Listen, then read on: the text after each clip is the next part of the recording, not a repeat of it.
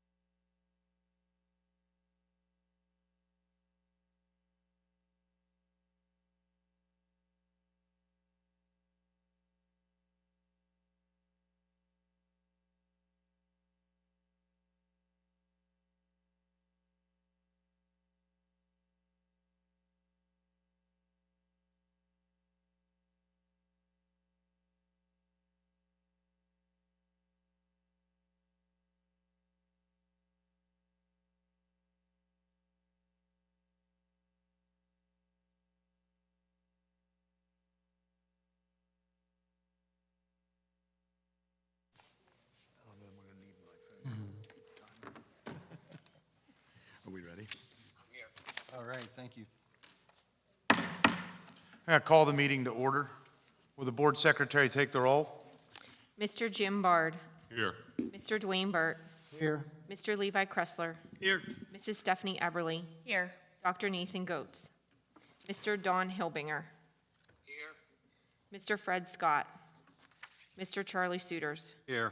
Mr. Mark Butterball. Present. Miss Allison Hunt. Mr. Caden Yanish. Please rise for the Pledge of Allegiance. I pledge allegiance.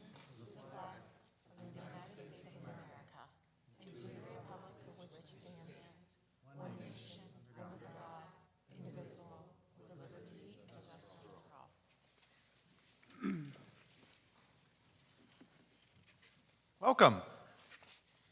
As we begin our deliberations this evening, let us once again be reminded of our duty to represent all of the children of the school community, regardless of age, sex, race, or creed, and regardless of need or ability. May we now have a moment of silence to reflect on our thoughts, plans, and actions on behalf of the students of the Shippensburg School District, and a moment of silence for Phyllis Hikes, who passed away May 13th. She was a 1952 graduate.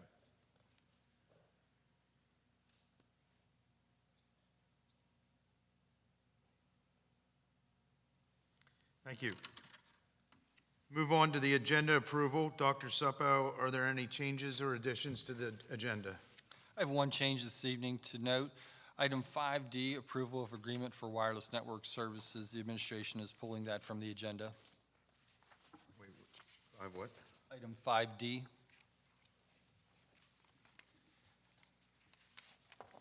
that the only change? That is the only change, Mr. President. Is there a motion to approve the agenda as amended? Move to approve. Moved by Mr. Suiters. Is there a second? Second. Second by Mrs. Eberly. Roll call. Mr. Jim Bard. Yes. Mr. Dwayne Burt. Yes. Mr. Levi Kressler. Yes. Mrs. Stephanie Eberly. Yes. Mr. Don Hilbinger. Yes. Mr. Charlie Suiters. Yes. Mr. Mark Butterball. Yes. Motion carried unanimously. Thank you, Christy. We move on to public comment. We have two public comment periods at our meeting, one at the beginning of the meeting, and that's for anybody in the public who would like to address the board on an actual agenda item. Then at the end of the meeting, we have a second comment period where the board welcomes comment for any other items you may wish to address the board. For the first public comment period, Leah Fleming.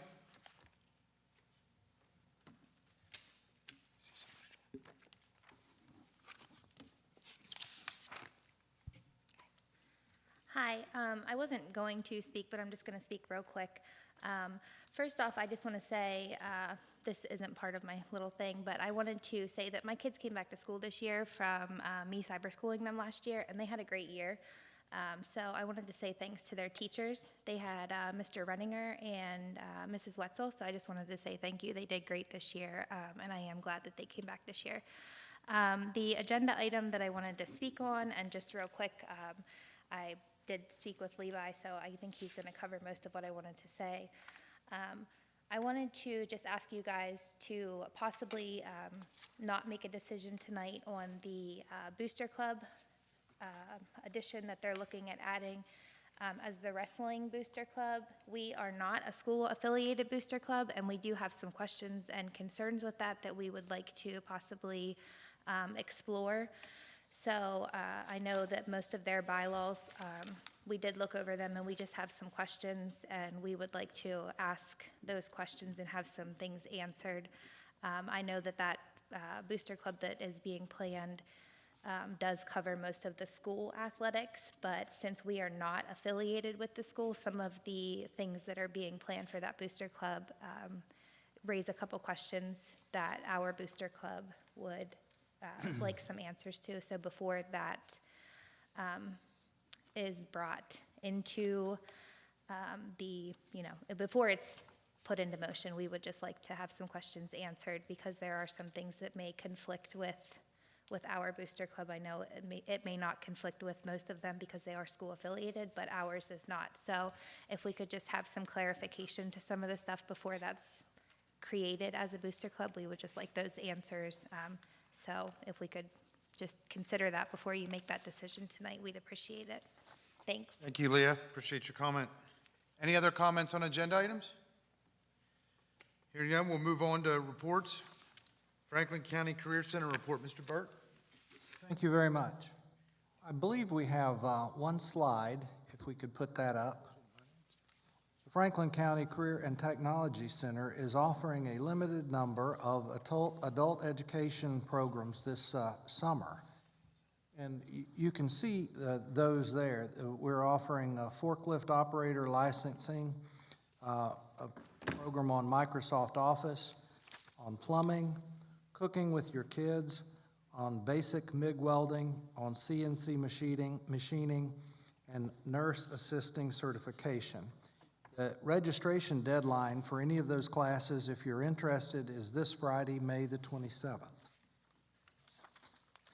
Next, I'd like to mention that about 20 students from the agricultural mechanics and diesel technology and welding programs have earned a Volvo assembly certificate. And those certificates will be being presented in an upcoming event with Volvo management and staff. In addition, we have significant great news to share about veterinary assisting, where 15 out of 15 students scored advanced on the NOCTI test, as well as agricultural mechanics, where 13 out of 15 students scored advanced on NOCTI, and 9 out of 10 auto body students also scored advanced, as well as 14 of 15 welding students who passed their welding certification exams recently. If you're interested in what NOCTI is, it is the National Occupational Competency Testing.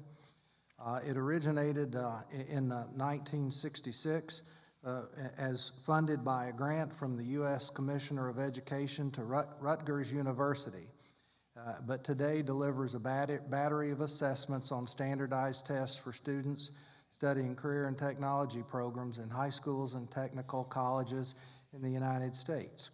The assessments are based on job and task analysis process.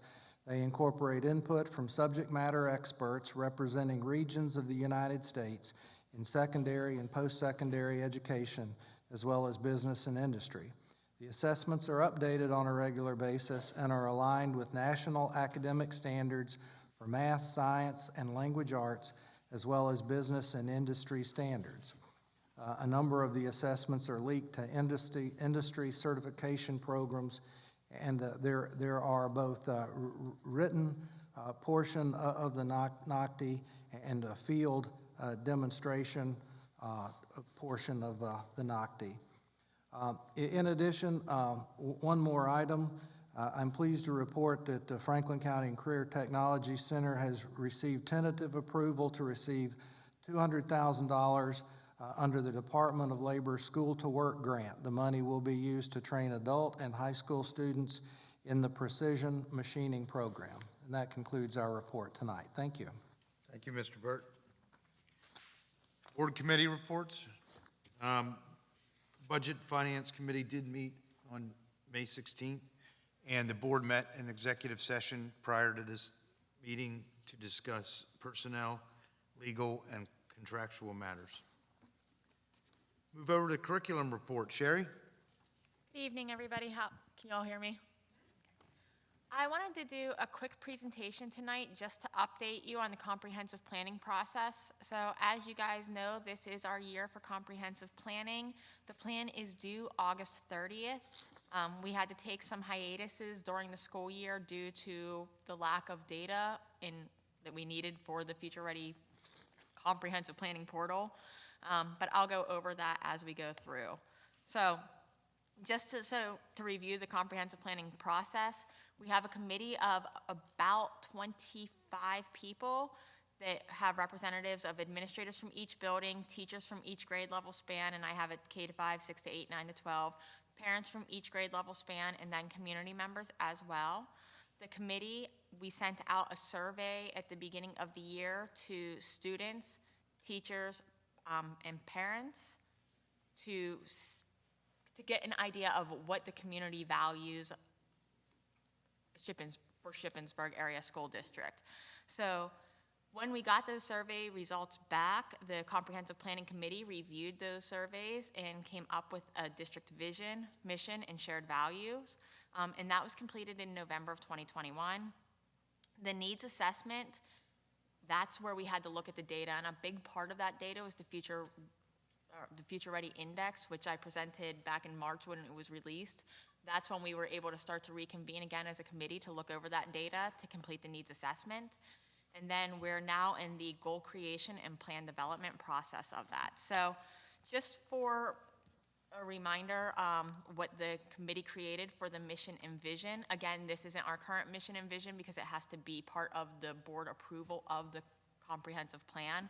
But the committee, looking through the survey results, came up with our mission is to empower all learners to define their talents, exercise effective collaboration and communication, and to refine their critical thinking skills to succeed. And again, the committee came up with that language based off of the survey results that we had from the students, staff, and families within the district.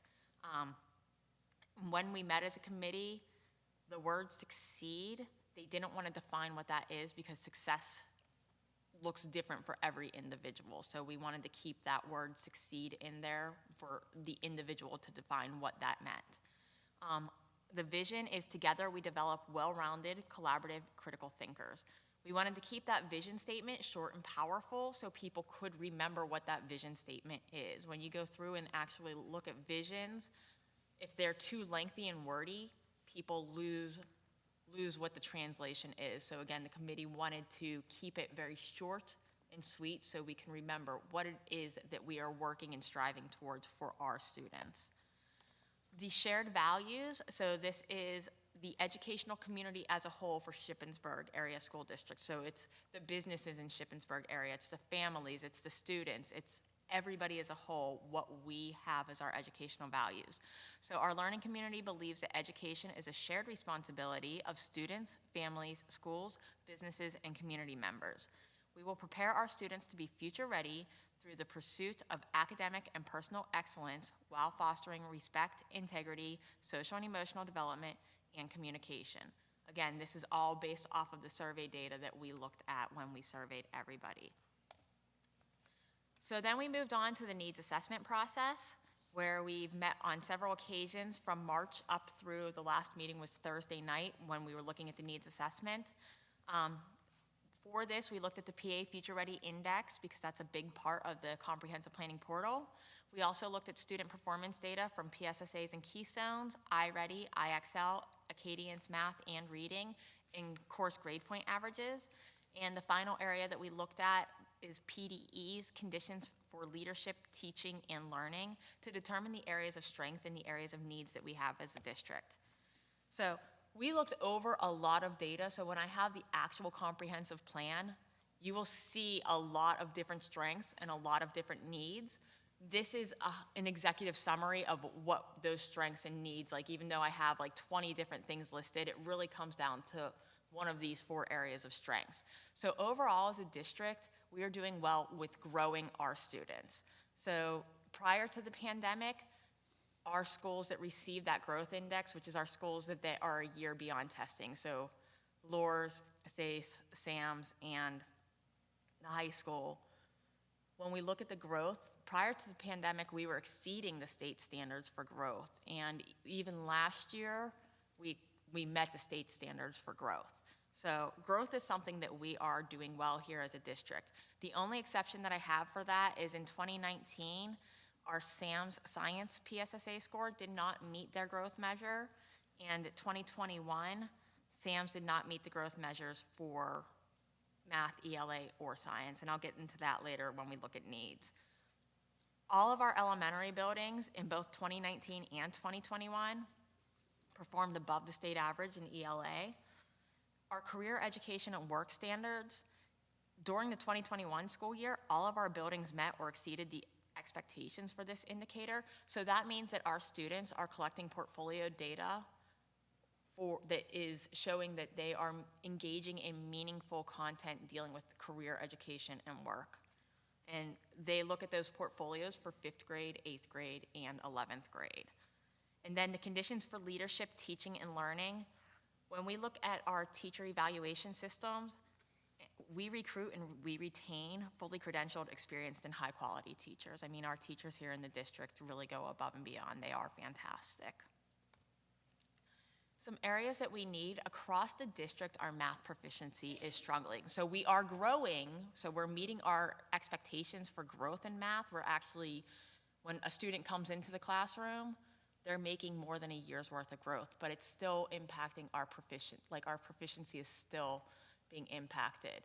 So if we looked at the district average last year, 36% of our students district-wide met proficiency on their math PSSA or Keystone, when compared to 37.3% for the state average. Pre-COVID, our average for proficiency was 58.6%, and the state average was 45%, so that's very concerning for us.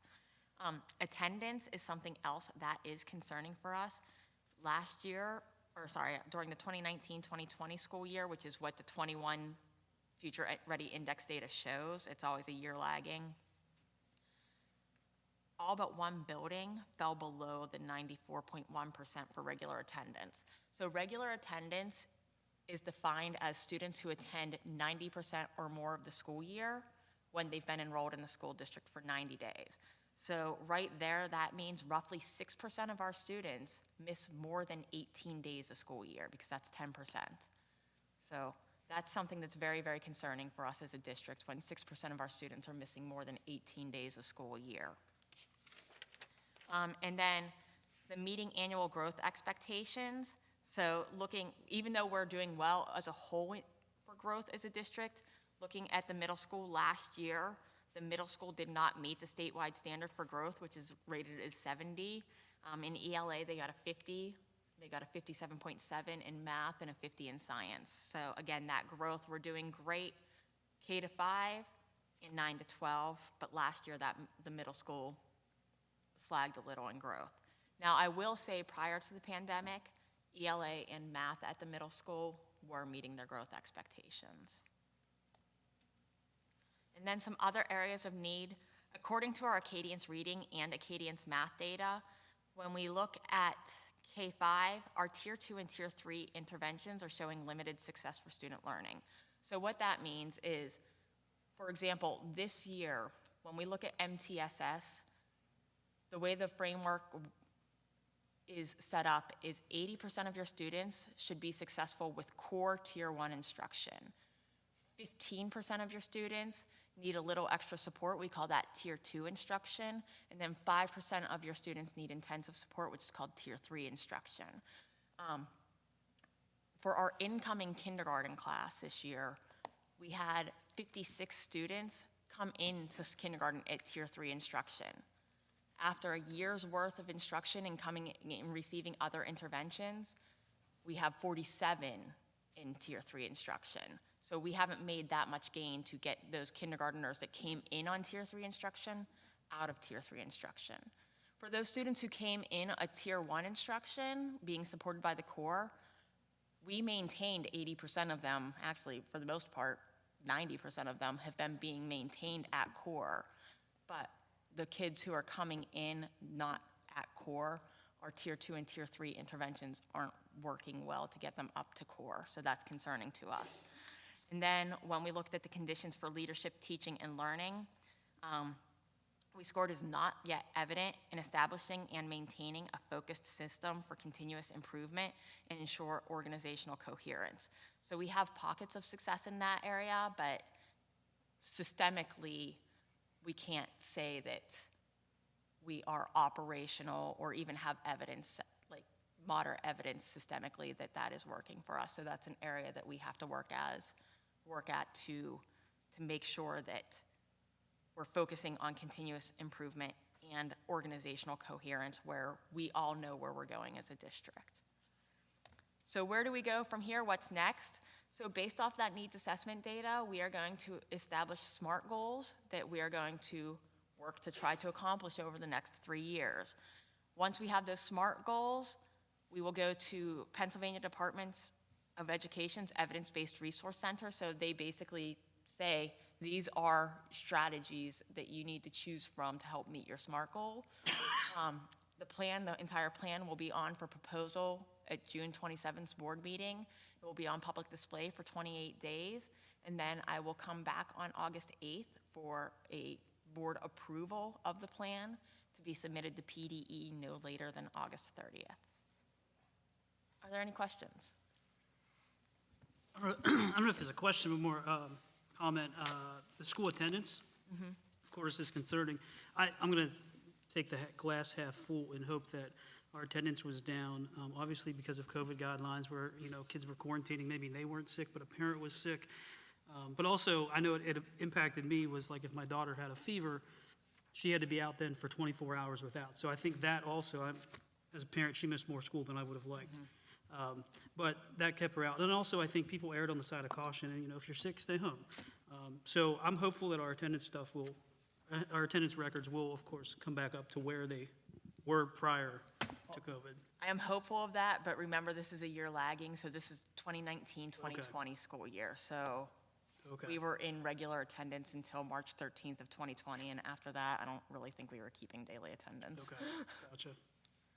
I just wanted to add, during the Budget and Finance meeting last Monday night, there was discussion on personnel and specifically early intervention. I don't think anyone up here would disagree that, early intervention is one of the best instructional practices to help out our vulnerable learners, especially with the pandemic. Early childhood centers were not open, but intervening is also more cost-effective to do that at the elementary level because remediating at the secondary can become more expensive. So far, we've had at least approximately a year of data now, and I think it's fair to assume that we could figure out a way to measure the efficacy of the positions that we have included and to see how the district resources could be utilized in funding these positions that have been intended for remediation and the intervention. Mr. Burt and Mr. Hilbinger brought up the point of making sure that we can absorb those ESSER positions into the budget and for when that funding kind of just dries up. I think it would be really wise to reevaluate the use of these positions to see if they need to remain or if they could be reclassified. Like for example, our math coach right now is serving partially as an interventionist. So perhaps that would be something that maybe we wouldn't continue and or while having support for the struggling kids at the middle school is important, we can agree that if we meet the needs early, it would kind of solve that problem at the middle school so that they weren't so far behind. Because once they're so far behind at the secondary level, it's really, really difficult to get them caught up. So I'm just hoping that the data with the positions that we have, are they doing what they were intended?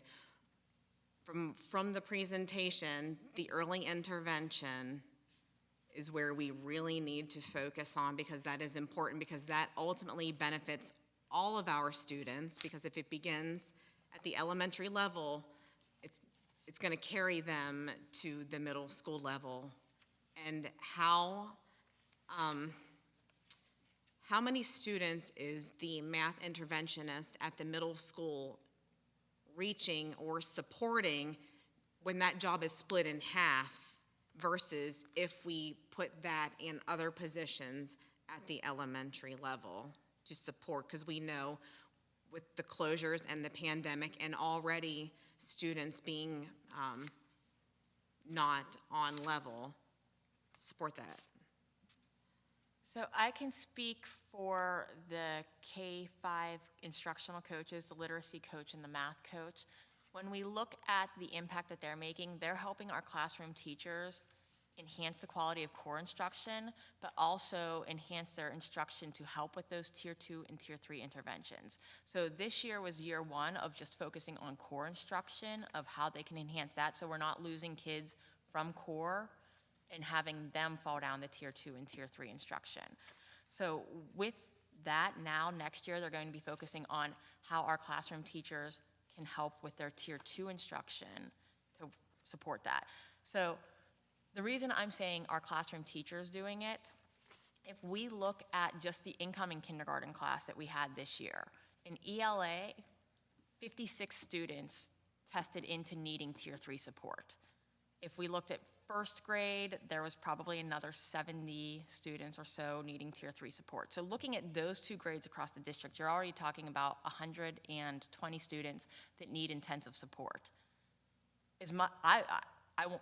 I fully believe in having interventionists there, but you're going to need a lot more than one interventionist to support kids in kindergarten and first grade. Then we also have interventions needed in second and third grade at that tier 3 level. And that's also not including the tier 2 level that just needs some mild supports. So really what we have to do is, if we're looking effectively, and again, I want interventionists, so don't think that I'm saying that we don't need them, we do. But we have to help our classroom teachers to be able to provide those interventions within the classroom, because we're not going to be able to have enough interventionists to service 120 tier 3 kindergarten and first graders. So now, if we can get that, a lot of that supported in the classroom, then you could use the interventionist to really help those kids that really need it, that the classroom interventions are not being effective for, if that makes sense. Can you kind of remind me and us, as far as specialists and coaches and interventionists at the elementary level and secondary level, how many per buildings? Because you threw out some numbers about how many students, the interventionists, and how many students they are seeing. Yeah. So currently at Byrd, Grayson, and SACE, each building has 2 reading interventionists, and those interventionists are funded with Title I funding. So I will be honest, every year my Title I funding becomes less and less and less. So, I mean, Christy, next year we're projected to have a 6% decrease, and I haven't received what our allocations are going to be yet for next year, but I'm already looking at we're going to be 6% next year less than what we have this year. And it's not because our poverty levels are going down, it's because the federal government is giving us less entitled money to the state level, and then the state has to divvy it up to everybody proportionately. So that's what we have in terms of interventionist at each of the 3 Title I buildings. We do not have math interventionist at those buildings. At the K-5 level, I have 1 math coach, and I have 1 literacy coach, and those are paid for out of ESSER funds. And again, their role is to help the classroom teachers really beef up. This year was core instruction, next year will be tier 2, and then the year after that will be tier 3, and how they can beef up those interventions within the class, or within the classroom. At the 6 through 8 level, we had 0 interventionists there. With ESSER's money, I was able to get a reading specialist and a math interventionist there. And Lauren might be able to speak to this, but having those interventionists there have really helped with the CST process. So prior to not having an interventionist there, students that were falling behind academically would go straight into special ed testing without having interventions there. Now they're able to provide the interventions, and if the interventions are successful, then we don't need to go into special education testing. If they're not being successful, that's when we start looking at special education testing. So I believe that we've identified less students this year for special education services at the middle school because the interventions were being successful. But again, even at the middle school, we have 1 interventionist for reading and 1 interventionist for math. They're not able to serve the large-scale population. So, because they're not reaching the majority of the students, like, it's not enough, clearly. It's not enough at the middle school level to support the need. I would say at any level, at every level. Yeah, every level. Additional interventionists and support work is needed.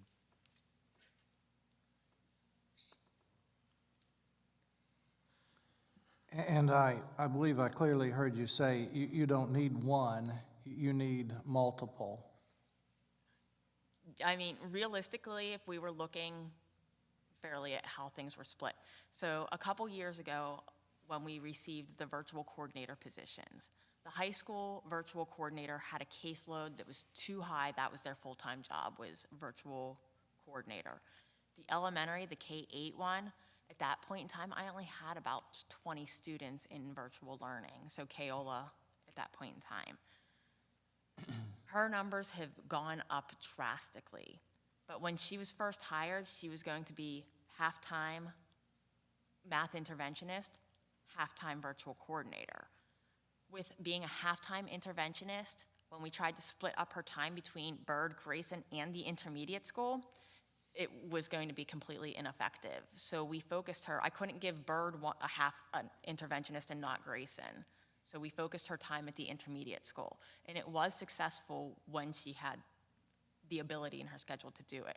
Her cyber numbers are so high now, K-8, she doesn't have that time to spend on doing effective interventions. So she will pick up a kid here and there to help out, but again, it's not what I would deem an effective intervention, because the true definition of an intervention is consistent and pervasive. And she's not able to be consistent and pervasive for 6 weeks at a time to do proper interventions with her role. Do you have a plan, or can you put together a plan of the staffing requirements that it would take to move this needle in the right direction? To provide interventions to all of our students currently that need it as is without supporting the core instruction, or in addition to supporting the core instruction? Well, I guess maybe the question is just, so what is your recommendation? Realistically. We don't need it tonight, but. Yeah. I mean, I will say last year when I was divvying out money for ESSERS, I wanted 3 math interventionists, 1 for Byrd, 1 for Grayson, and 1 for SACE that could also be split between SACE and Loras. Right now, Loras does not have, well, we now have an interventionist because I'm using ESSERS money, but prior to when that was approved in January, Holly, I'm looking at you, January, they had a part-time special education teacher and nobody there to provide interventions for reading. Now that teacher has been moved to full-time, so they are providing reading interventions, but they also don't have math interventionists there either. So ideally, I would like to have 1 math interventionist for Byrd, 1 for Grayson, and 1 for SACE/Loras, if I had the Sherry's lottery of funds.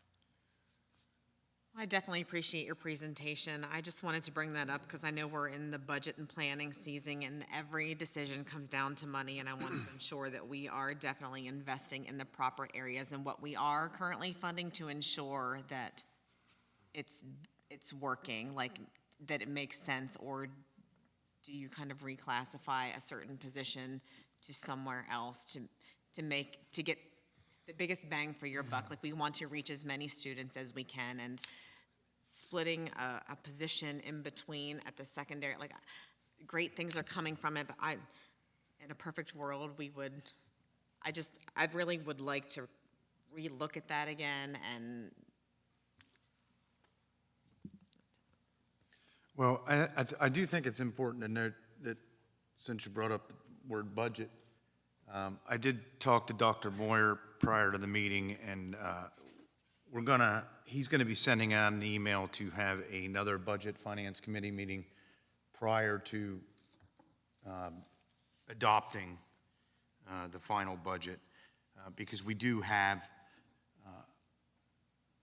significant proposed positions. And there's been some differences on this board about how those will be funded and how many of those will be funded. And I think that we need another Budget Finance Committee meeting to actually make those kinds of decisions on how many we're funding and exactly what they are. So, again, Dr. Moyer will be sending out an email to the board to schedule that within the next, I assume, week to 10 days. Okay. What, the meeting? Just kidding. Thank you very much, Sherry. We appreciate it. Thank you. Move on to the superintendent's report. Thank you, Mr. President. What I'd like to do is move some things around here, and we have Mrs. Garner here from Loras, as well as a couple of students who are going to do a brief presentation for us. So if I could invite them to the podium. I believe we have Mai Hill, Vereen, and Nada Blunt. Did I say that okay? I'm Maylee, Maylee. and that's Nadia. So I did not say it very well. Thank you for being kind to me.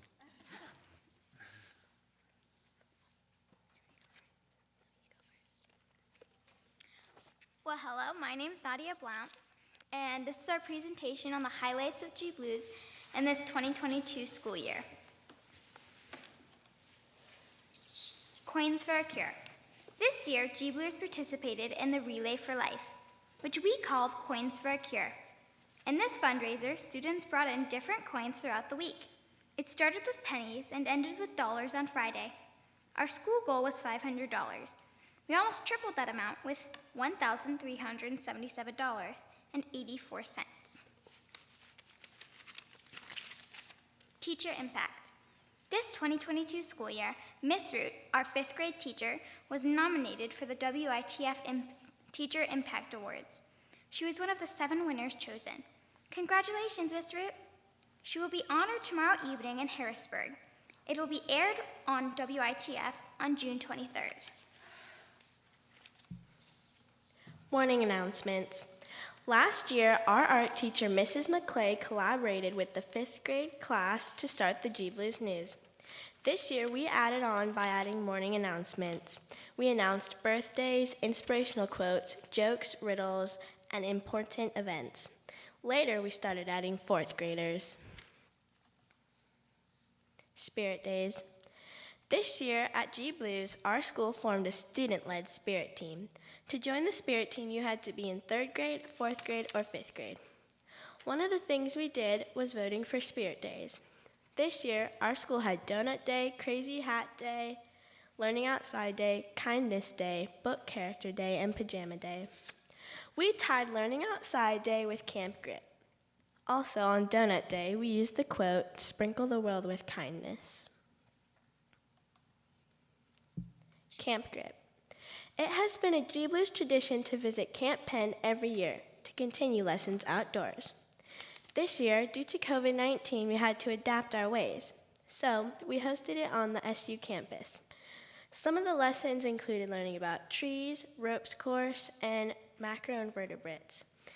We visited these stations in our camp families, which include students from all grades. It has always been a tradition for all grades to have a campfire at the end of the day.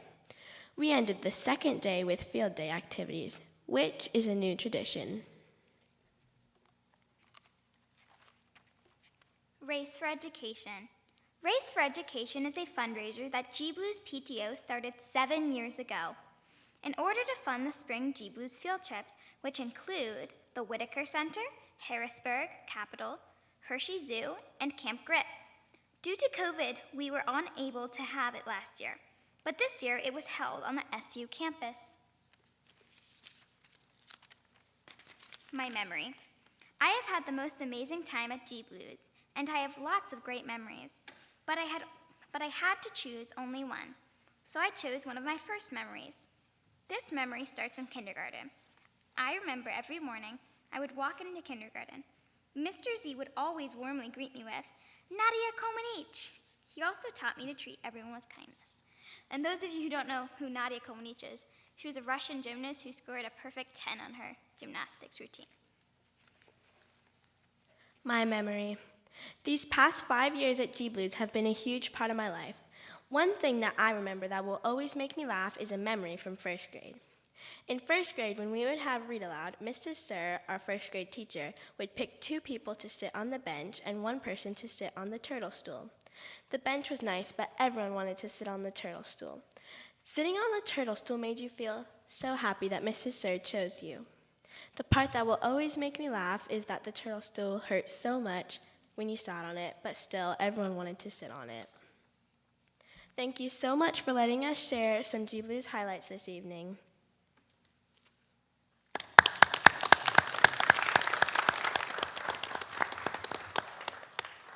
Maylee and Nadia, thank you so much for being here this evening. Camp Grit looked like lots of fun. So I'm glad you enjoyed your time at Lours and are looking for the future. Board members, next I would just like to review the donation report this month. The Shippensburg Area School District Directors acknowledges receipt of donations from the following.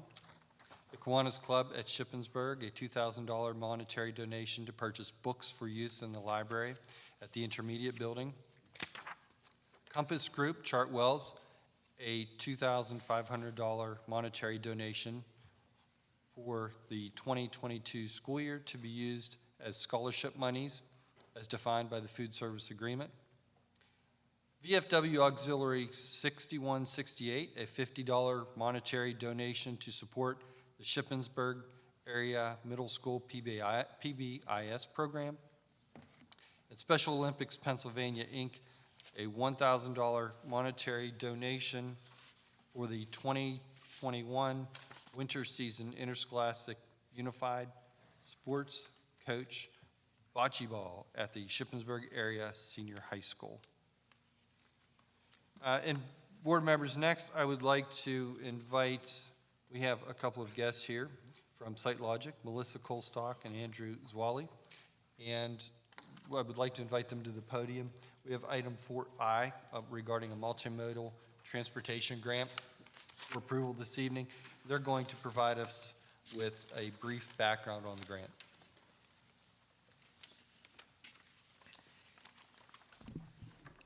It's a tough act to follow, but thank you all. My name is Andrew Zwally. I am the Regional Director of Government Affairs and Special Projects for SiteLogic. Here with me is my colleague, Melissa Colstock. We are here to discuss the resolution that is in your action agenda. So SiteLogic, in conjunction with the administration, we wanted to review alternative sources of funding to further support facility improvements at the middle school. Specifically, we've identified the Multimodal Transportation Fund as an opportunity for reimbursement for site work related to the parent drop-off and bus loop. So in your packets, you'll see an overview of our brief presentation, as well as guidelines that are from the Department of Community and Economic Development's Commonwealth Financing Authority, or DCD-CFA. So in the summary, we've sort of dissected some of the key highlights from the program to share with you. Generally speaking, MTF grants, Multimodal Transportation Fund grants, go towards supporting transportation improvements broadly. The largest recipients of these grants generally year to year are your large transportation authorities in both Philadelphia and Pittsburgh and across the state. However, for this project, we'll be focused on the enhancement of current transportation assets to existing communities, streetscape, lighting, and certainly most important on a school campus is pedestrian safety. So in the summary, as you can see, there is a list of eligible scopes of work, and then that gets us into the financial component. In the financial component, there's a few things I want to highlight, but most importantly is that bolded section right there. Financial assistance under the Multimodal Transportation Fund shall be matched by local funding in an amount not less than 30% of the non-federal share of the project costs. So what that means, we'll get into that. So under the budget section, that first number there is the budget number for the middle school site work. That second number is a projected, a rough estimate of what we project your grant request would be in the amount for. So essentially, we looked at the site work and what is being considered there and what would be then eligible to receive grant funding. So we took that site work package, whittled it down to that figure. That bottom figure there would be the local match from the district, and that, it's worth noting, would be a net award of about $630,000, depending on what the exact request is that we would submit. Then lastly, below that is the schedule milestones. There really is, I don't need to read all of them to you, but the one I would point out or highlight is the last one, November 22nd, the grant award. That's an estimated date. It really depends on the Commonwealth Financing Authority's meeting schedule. That's more of a historic estimate. Last year, they awarded grants right before Thanksgiving. So we anticipate that they would hold that schedule, and then the rest of those are things that we'll be working with alongside our partners at KNW and district administration as we would prepare and then ultimately submit a request on your behalf. I'm here for any questions specific to this. As I mentioned, there's the resolution is a fairly simple resolution, and Melissa's here as well for if there are any questions related to the ongoing projects that we're working on. Any questions? Andrew, just to recap very quickly, part of the middle school project includes the parent loop, which is in front of the building, including the existing parking lot, and then a new road that comes in off of Eberly, somewhere near the barn. So the $2.2 roughly million that is part of the project scope, that is what that entails. Is that correct? That's what that represents, and then that second line item is what would be considered eligible under the program guidelines. Okay. Thank you. Great. Thanks. Thank you, Site Logic. Thank you, Andrew. Thank you, Melissa. We're looking forward to hopefully a successful grant. Mr. President, that concludes the superintendent report. Thank you. Move on to the consent agenda. 4A is the approval of the minutes from May 9th. 4B, the finance reports. 4C, personnel. Administration recommends acceptance of the following resignation. Kara Chestnut, learning support teacher at the middle school. Support staff, administration recommends the following resignation. Charlie Mills, kitchen helper at the high school. Zenith Neff, kitchen helper at the intermediate school. Administration recommends approval of the following support staffs who have completed the 60-day probationary period. I want to get these. Darian Fine. Administration recommends approval of the following new appointments. Travis Bigham, short-term, part-time utility maintenance at the school district. J. Aaron Kunkel, short-term, part-time custodian at the school district. Grace Davis, short-term, part-time student custodian at the school district. Madeline Davis, substitute secretary at the school district. Aiden Hughes, short-term, part-time student custodian at the school district. Sadie Marie Lear, short-term, part-time custodian at the school district. Supplemental staff, administration recommends approval of the following resignations. Ethan Davidson, Shippensburg High School 9th grade assistant football coach. Jennifer Mikesell, freshman class co-advisor. And Elizabeth Minnick, freshman class co-advisor. Administration recommends approval of the following new appointments. Cassandra Fogelsonger, high school assistant co-band director, co-guard instructor. Jaden Golden, high school assistant co-band director, co-guard instructor. Tyler Hoover, Shippensburg High School 9th grade assistant football coach. Administration recommends approval of the following individuals as temporary summer school academy teachers for 2022. Jeannie Coons, high school ELA. Lauren Ashley Karutz, high school ELA. Administration recommends approval of the following individual as a temporary summer school academy substitute teacher. Kevin Keene. Administration recommends approval of the following individuals as temporary extended school year classroom assistants for 2022. Rasha Daywood, Brandon Fisher, Jennifer Carper, Jennifer Liam, Michelle Lovett, Darlene Redinger, Stacy Shank. Administration recommends approval of the following individuals for temporary summer lunch program. Natasha Coover, Deborah Gosshorn, Gina Hedge, Arik Pickney. 4D, Franklin County Career Center, Career and Technology Center General Operating Budget. I'm sorry, and also, I'm sorry, under 4C is Amy Zimmerman, who will also be lunch program. 4D is the Franklin County Career and Technology Center General Operating Budget. We've heard about that from Mr. Burt. 4E, Workers' Compensation and Violent Assailant Insurance Renewal for 2022-2023. 4F is the agreement with Government Software Services. 4G is authorization for payment of bills for June and July 2022. 4H is the Athletic Booster Club bylaws. 4I is resolution to file grant request. That's the multimodal transportation that was just presented to us. And 4J is the giant food store donation. 4K are policies for second read and approval. Policies 103, discrimination, Title IX, sexual harassment affecting students, revised. 140.1, extracurricular participation by charter students. This is a new policy. And 605.1 is the district-initiated tax assessment appeals. That is a new policy. And 4L is the future fund balance commitment closeout.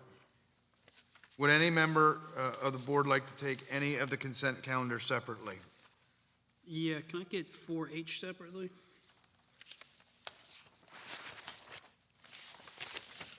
Any others? Hearing none, is there a motion to approve 5A through 5L minus 4H? Move to approve. Moved by Mr. Suders, is there a second? Second. Second by Mrs. Everly, discussion? Roll call? Mr. Dwayne Burt, Yes. Mr. Levi Kressler, Yes. Mrs. Stephanie Everly, Yes. Mr. Don Hilbinger, Yes. Mr. Jim Bard, Yes. Mr. Charlie Suders, Yes. Mr. Mark Butterball. Yes. Motion carried unanimously. Thank you, Christie. 4H is the Athletic Booster Club bylaws. Is there a motion to approve 4H? Move to approve. Moved by Mr. Suders, is there a second? Can we make a motion to table this until we get further information that was requested by community members? Actually got to talk about that. Well, Or, first I got to get a second to the Suders motion, and if there is none, then that motion dies. Is there a second to that, Mr. Suders' motion? I'll second it. Second by Mr. Bard. Discussion? Yeah, so I guess a couple questions, just some clarification. Dr. Supple, I'm sure you can answer this, hopefully. But it's almost like we're merging like what we currently have with the organization. I think it's the Greyhound Committee or something like that. It's just funneling over. So I guess, why is there a change in name? I just don't know. I'm curious. And then second, I just wanted to make sure that everybody, we heard a comment tonight, but I want to make sure that all of our booster clubs are on the same page with this, because going forward, we know that our booster clubs every year provide more and more and more to our athletes and facilities and whatnot from both sides. You know, Mr. Hess presented stuff. We have new scoreboards in the gym that look wonderful. We have new scoreboards on the way for softball, which are going to look wonderful. So both groups are mutually beneficial to the district. So I guess I just want to make sure that everybody's on the same page with whatever questions each side has. Yes, thank you. I think it's a understandable question. Really, the intent of the athletic boosters on the agenda tonight is for a committee that would somewhat take place of the foundation, athletic arm of the foundation that currently exists. They're looking for a mechanism to be able to work a little bit easier with the board and have their own sort of their own oversight as opposed to going back to the foundation. So really, it's sort of set up to be or take the place of the athletic foundation arm. It would in the future, if there was some desire to have a district athletic boosters club instead of a boosters club for individual sports, certainly that could be something that could be discussed in the future and a move toward that. Some districts have gone in that direction. However, the intent here really with what you see in front of you tonight is to serve as a mechanism to continue fundraising for specific targeted improvements in the athletic programs as opposed to taking the place of individual booster clubs. Has the foundation provided their position on this? I would not want to speak for the foundation. I know Mr. Hess is on the foundation himself, So if there was a desire from the board to hold off on this, we certainly could have him in, and he could provide additional details and perspective from both entities. Is there any reason why this motion would be time-sensitive?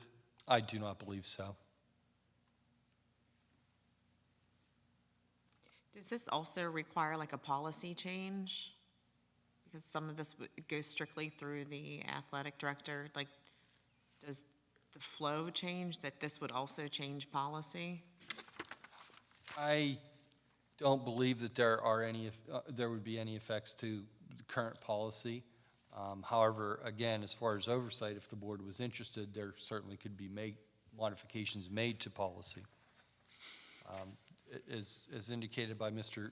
Kressler, there are two recent projects that were conducted for scoreboards here in the district, and I believe it was just through those projects that they felt that there might be a better or easier way to go about doing that and having those improvements in the school district and working directly with the board of directors.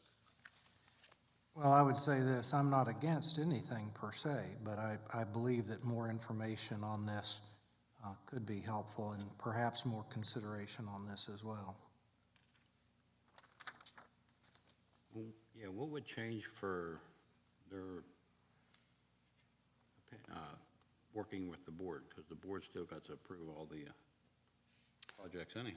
Right, there wouldn't really be a change for the board. It would be the board for the foundation.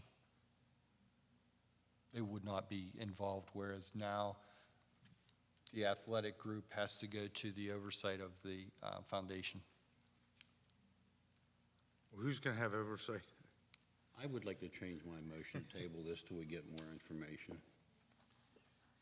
Mr. Suiters, the original maker of the motion changes the motion to table. Mr. Bard, do you agree to that, the Yes. amendment of the motion to table? Yes. Any other discussion now on the actual motion to table? Roll call. Mr. Levi Kressler, Yes. Mrs. Stephanie Eberly, Yes. Mr. Don Hilbinger, Yes. Mr. Jim Bard, Yes. Mr. Dwayne Burt, Yes. Mr. Charlie Suiters, Yes. Mr. Mark Butterball. Yes. Motion carried unanimously. Motion is tabled. Move on to the action agenda. 5A, additional services authorization. Is there a motion to approve 5A?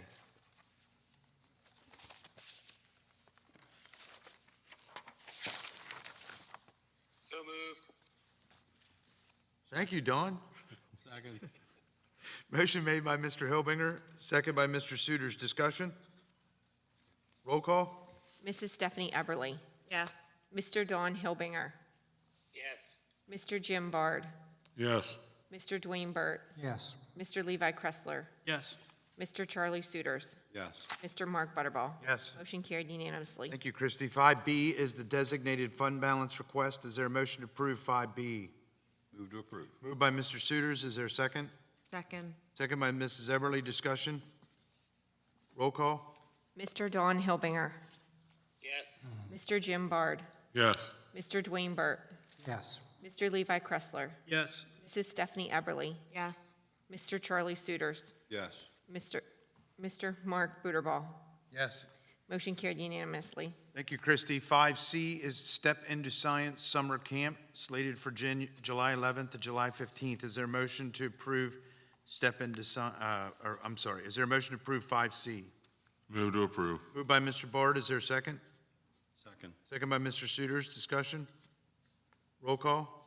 Mr. Jim Bard, Yes. Mr. Dwayne Burt, Yes. Mr. Levi Kressler, Yes. Mrs. Stephanie Eberly, Yes. Mr. Don Hilbinger, Yes. Mr. Charlie Suiters, Yes. Mr. Mark Butterball. Yes. Motion carried unanimously. Thank you, Christie. 5D was removed from the agenda by the superintendent. 5E is the approval of agreement for a co-fence fish meat service. Is there a motion to approve 5E?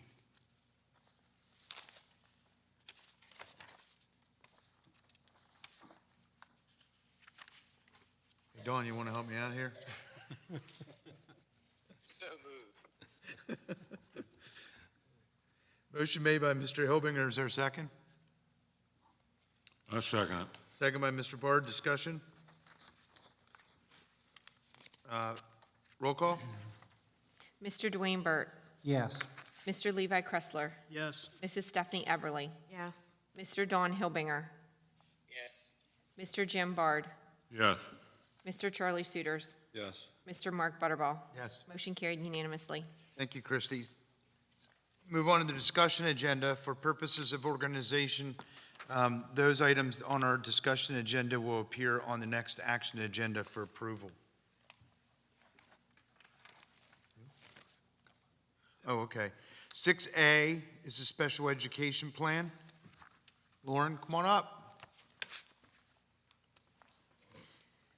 Good evening.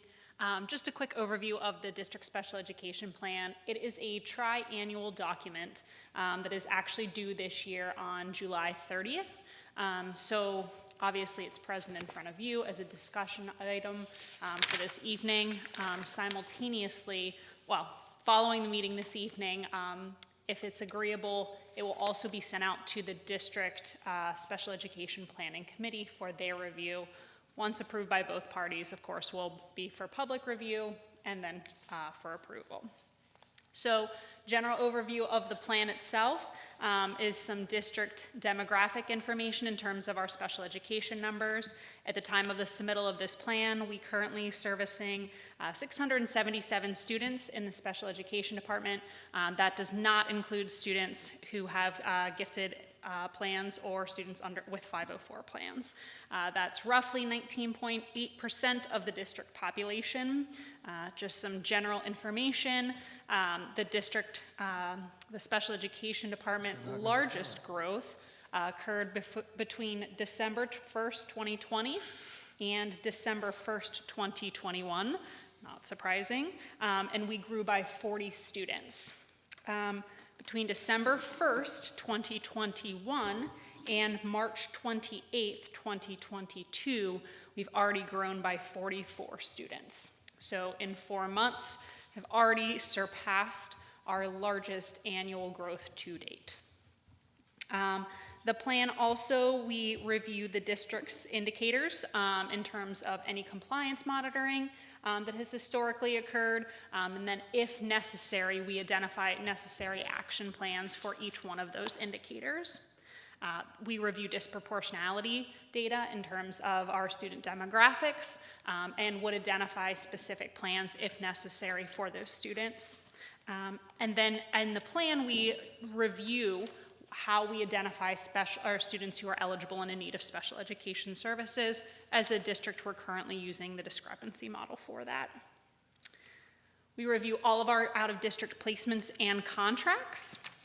And then we have a programmatic overview. So as a district, what are our current special education programs? What do they look like? And what support staff and professional staff support those programs? In addition, we also need to include our facility spaces in each one of those classroom overviews because there are state requirements in terms of classroom size spaces for students who are participating in the special education environment. And then lastly, the plan is concluded with a training plan. So over the next 3 years, departmentally, what do we project or anticipate our planning, our training needs to be in terms of transition, behavior supports, family supports, and specifically autism. And Lauren, you're going to tell us that you have all the money you could possibly need, correct? If you would like me to, I will, but I don't know that I can say that in good conscience. I have one question, and it's probably not really about the special education plan itself, but on the budget list of new positions, and you and I briefly talked about this after a meeting, but could you just refresh my memory of what the contracted services that you're requesting is? The compliance, yep. So one of the biggest areas of vulnerability for any district within special education is, of course, special education compliance. So when you look at departmental growth, that is growing exponentially more than probably any other rate that we can look at within our district. One of the biggest concerns that we have to be mindful of is the compliance data that is associated with that in terms of IEP compliance, evaluation compliance, progress monitoring compliance, and that extends beyond just our special education students, but also into our gifted students and our 504 students. The purpose of the compliance monitor is really to mitigate any potential liability that we would expose ourselves to for our special education students. So it's a preventative or proactive measure to essentially ensure that we are compliant in what we say that we are doing in terms of triennial evaluations, in terms of IEP dates, in terms of our progress monitoring obligations. It is just a means to essentially kind of mitigate those costs. Thank you. Any other questions for Lauren? Thank you very much. I would just add, Mr. President, the special education plan, the format that it is in is not a easy format or one that provides a lot of good information or is enlightening. Yes. Unfortunately, but we do have that posted and attached to the agenda. If you're interested in looking at it, you'll see the items that Mrs. Emma had spoke about tonight listed on there, but the special education plan approval we will seek to acquire from the board here in the very near future. Thank you. Thanks. 6B is the agreement with the Vista School for Special Education Services. Any questions tonight regarding that? 6C is the 2022-2023 art and general supply bids. Any questions tonight regarding that? Hold on here, I'm out of whack.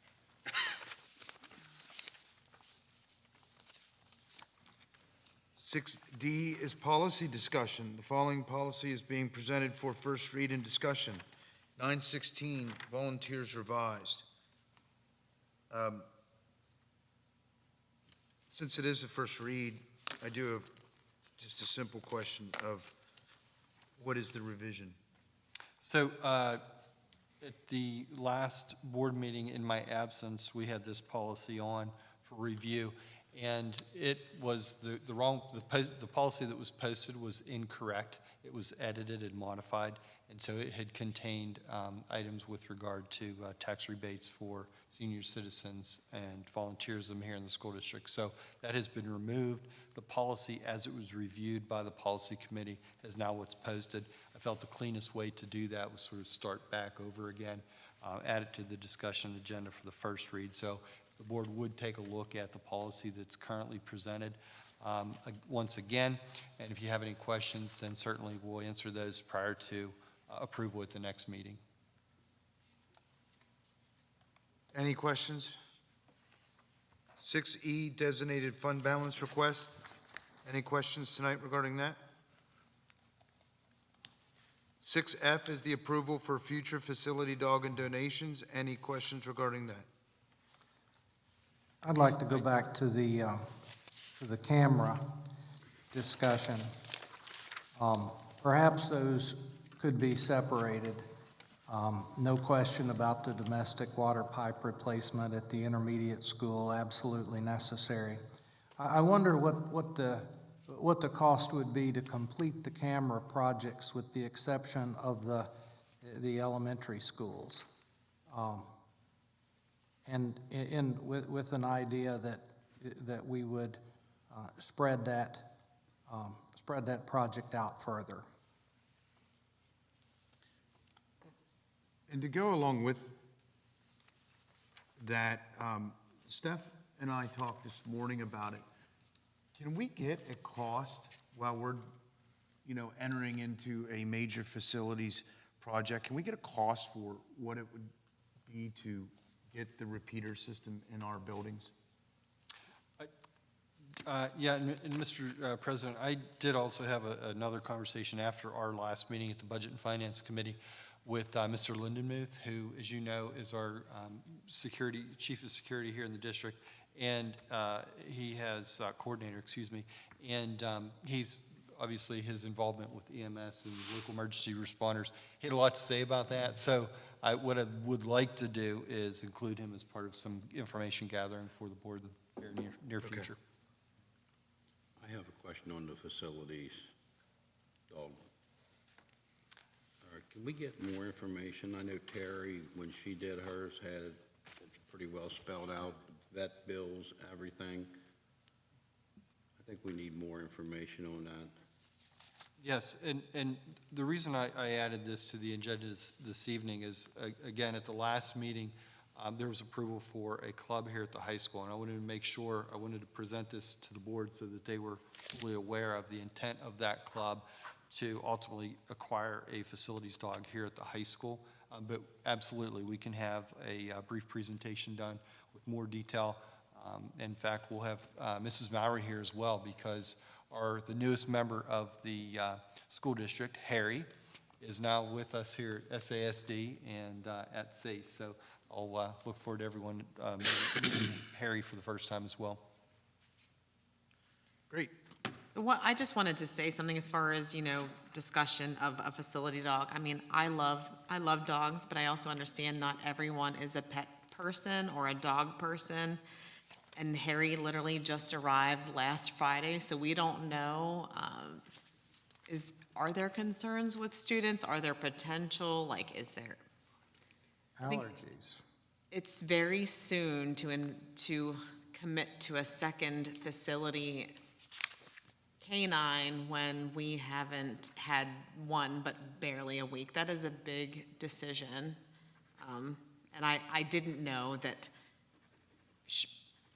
as far as the approval of that ambassador was leading to this. So that's my concern with it. It's a very new program. I think it's kind of like one of those testing things. You should give it some time to ensure that, to iron out any possible concerns, but it's very soon to determine. I mean, if I understand, and that's exactly why I have this on the agenda, so I appreciate your sentiments.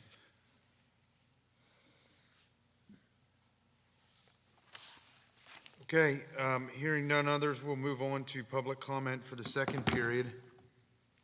Get my little timer up here. Chris Jackson.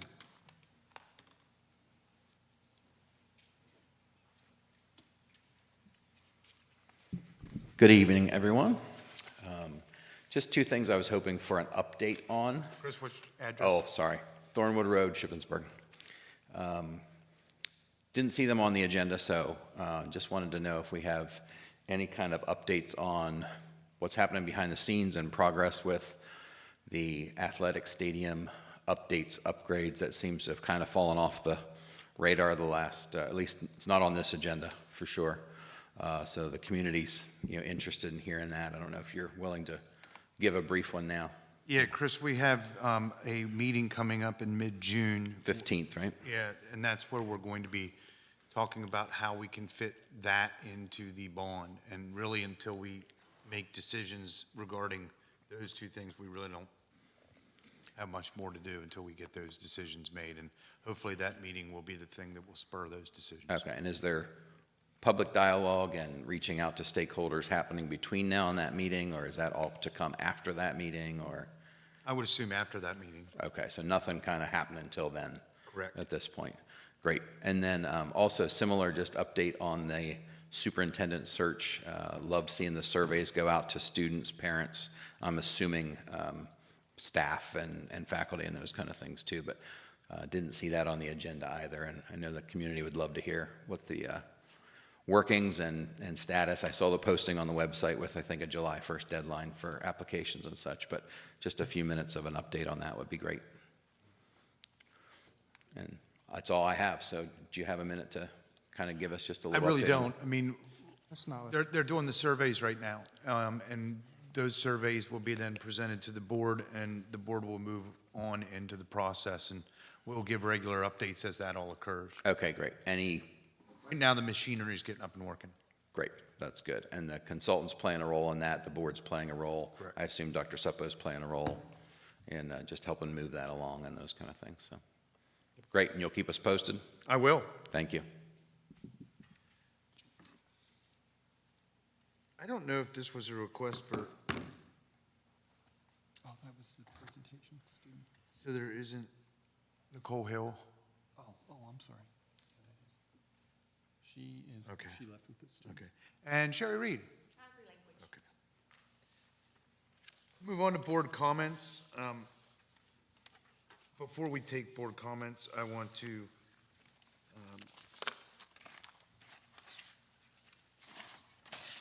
thank Dr. Suppo for his leadership in the district over the last 2 years, 3 years. This is his last board meeting, and we appreciate all the efforts that you put in, and certainly the hard work and trying to tackle a difficult pandemic and such. So I just wanted to say thank you, Chris. You sat here for a few years beside me, and I appreciate everything that you've done. Thank you. Are there any other board comments? Oh, you know I have board comments. Okay, go ahead, Levi. I guess I'll start with, this past weekend, our track team competed at the district meet. We had a bunch of kids do really well. Just to list them off real quick, Dakota Arena finished first in the high jump. Spencer Eddy was first in the long jump, fifth in the triple jump. Anthony Smith was first in the discus, and by doing so, he set the school record with a throw of 164 feet, 7 inches. Jillian Sidner was first in the 400. She also set the school record. She broke her own school record, I assume, with a time of 55.67 seconds. She was also third in the 200 meter. Trey Cater was third in the triple jump. Connor Landreth was fourth in the high jump, and Patrick Reed was eighth in shot put. Those kids, a good majority of those kids are going to compete this weekend at the state meet at Schmittsburg University. So hopefully they get some local support since it's right in our backyard as they compete for state medals. Our softball team won today 6-3 over Donegal. I think they need one more win to qualify for the state tournament. Outside of that, since our last board meeting, myself, Dr. Goetz, and Mrs. Eberly all attended, Dr. Suppo was there too, of course. We all attended the Career Advisory Council meeting that was put on by Mrs. Dubbs and the guidance department here. It included teachers, administrators, local business owners, students, and we actually had a rep from Central Penn College here as well. Just some really good conversations about things and ideas we can do to get our kids involved with different, and open them up, to get their minds open to different things in the community in terms of their career and all that. And finally, graduation is Wednesday. Congrats to all of our kids who are going to graduate, receive their diplomas. Welcome to the alumni group. I'm very excited to attend my first graduation as a board member. And I also just want to say thanks to all the administrators, teachers, staff, faculty, everybody, coaches, everybody who helped out through this season and this school year. Just congratulate everybody on a great, wonderful school year. That's it. Any other board comments? Yeah, I just want to wish the seniors, I know they're not here, but just the best of luck wherever they go Wednesday after that's their last day here, so. And also thank Chris for his time here, and it's been a pleasure. I just wanted to say thanks to our 2 G Blue students who came and shared. And also, this is a pretty busy and exciting and event-filled time of year with banquets, ceremonies, awards, celebrations, graduations. I encourage any community members and board members, if you can attend some of those celebrations, that would be great. The end of the year, like, our students and teachers have worked really hard to get to this day, and graduation it's a life event. My own oldest graduated 3 years ago. That memory popped up on my Facebook feed, and my son had shared it, and it's just it's a great celebration. You know, sometimes high school, middle school, it's been difficult for our students, and you know, just to see them continue to push through and to cross that finish line, I definitely look forward to being there with them. So good luck, guys. And I'm looking forward to passing, the class of 2022 to their very bright futures that lie ahead. I think this is now, I don't remember if this is my 4th or 5th class that I'll be attending and being part of that. So I'm really excited for that, and I'm glad it's inside this year. Dr. Supp and I got pretty wet last year, as well as our graduates. And, for anybody that wasn't here at the last meeting, I just want to, again, introduce Dr. Alan Moore. Dr. Moore will become is now the substitute superintendent, will be sitting here at the next board meeting. And Chris, I think you have some final words. I did. I certainly want to thank the board for some of the kind comments. I appreciate that, and it's an interesting time for me, to be honest. It feels weird, I guess is the best way to put it. Today, earlier this morning, the graduates, the 2022 graduates, walked the halls of the high school to say goodbye, and I can say that I'm very proud to be a part of their journey, and at the same time very sad as I thought about their ending their K-12 education, me ending my public education career. It has truly been an honor to serve here at Shippensburg. It doesn't mean it was always easy, but it was an honor. I think as I reflect about organizations and what it means to be a great organization, I think there are many qualities that are part of that, but certainly maybe most important is to be a caring organization. I think that's what makes you great, particularly if you're a school district. I've met a lot of people over my 3 school years here, and I've met a lot of caring people. I'll leave you with this. I thank the teaching staff we have. They are second to none. I will tell you, our support staff that we have is second to none. Our administrators that we have here in this school district, they are wonderful people who are second to none.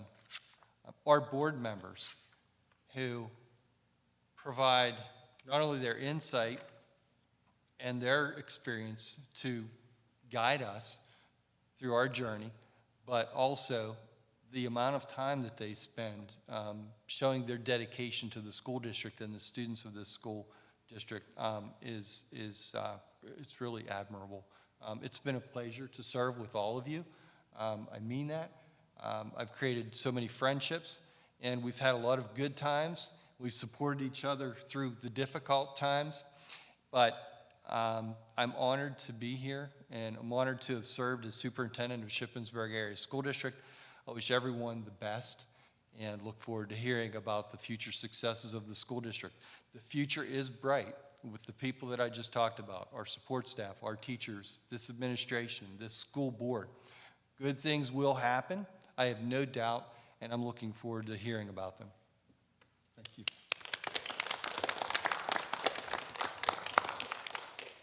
Information date savers. May 25th, the class of 2022 commencement ceremony is 7 p.m. at the Lohr's Arts Center. May 27th is the last day of school, early dismissal. June 13th, school board meeting. June 15th, special board meeting. June 27th, board meeting. July 11th, board meeting. August 8th, board meeting. August 22nd, board meeting. And as I stated earlier in the meeting, Dr. Moyer will be calling a Budget Finance Committee meeting sometime before the June 13th school board meeting. Is there a motion to adjourn? Motion adjourned. Second? Second.